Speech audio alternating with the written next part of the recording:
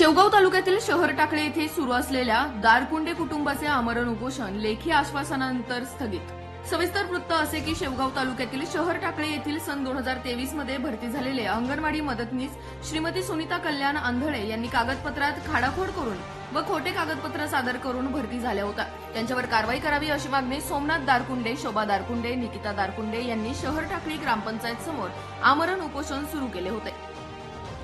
त्या अनुषंगाने गटविकास अधिकारी यांनी तत्पर समिती नेमून 5 दिवसात चौकशी करून कारवाईचे आश्वासन दिल्यानंतर उपोषण स्थगित करण्यात आले। यावेळी गटविकास अधिकारी बांगर साहेब, सीडीपीओ गडदे साहेब, पोलीस नाईक उमेश गायकवाड, विविध कार्यकारी सेवा सहकारी सोसायटी चेअरमन अनिल मडके, सरपंच उषाताई मडके, ग्रामसेवक गरजे भाऊसाहेब, दिलीप राजळे यांच्यासह ग्रामस्थ मोठ्या संख्येने उपस्थित होते। 5 दिवसानंतर चौकशीमध्ये योग्य तो निकाल जर दिला नाही त्यांनी तर आम्ही परत उपोषणाला आमरण उपोषणाला बसणार। तुम्हाला जी मागणी पूर्ण आहे का त्यांनी दिलेली आता? नाही, त्यांनी 2023 ची पण चौकशी करावी पूर्ण, म्हणजे त्या 2023 मध्ये ज्यावेळेस मदतनीस पदाचा लाभ घेणार होत्या त्याच्या अगोदर किती महिन्यापूर्वी त्यांनी डॉक्युमेंट चेंज केले त्याची पण पूर्ण चौकशी करावी, ईपीची करावी, आधारची करावी, विवाह नोंदणीची पण करावी।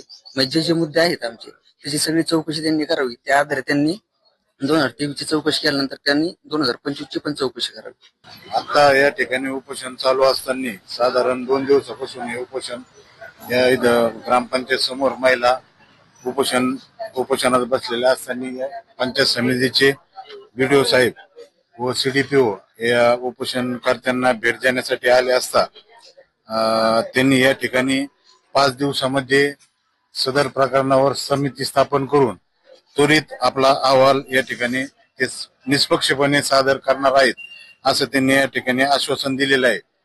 परंतु मी ग्रामस्थांच्या वतीने आज आपल्या चॅनलच्या माध्यमातून सांगत आहे की 5 दिवसामध्ये जर त्यांनी निष्पक्ष पद्धतीने खरोखर व्यवस्थित जर अहवाल दिला तरच या ज्या महिला या ठिकाणी उपोषणासाठी बसलेल्या आहेत त्यांना ते मान्य होणार आहे व गावकऱ्यांना देखील ते मान्य होणार आहे।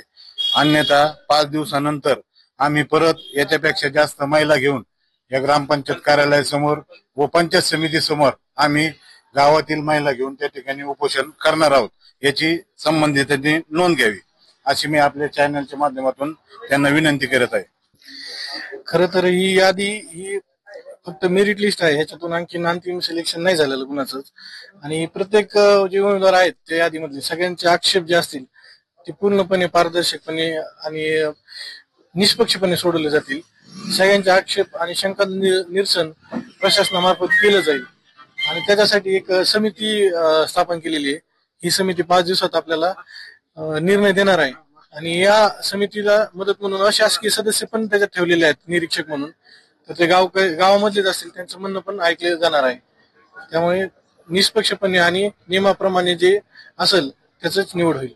5 दिवसासाठी आपण त्यांना स्थगित केलेलं आहे। 5 दिवसासाठी जर झालं नाही तर ते परत उपोषणाला बसणार अशी त्यांनी भूमिका सांगितली। आता 5 दिवसातच निष्पक्ष आणि तटस्थ चौकशी करण्याचं प्रशासनाचं कार्य आहे, तर ते पूर्णपणे पार पाडलं जाईल आणि अशी काळजी घेतली जाईल की कोणावर अशी उपोषणाची वेळ येणार नाही।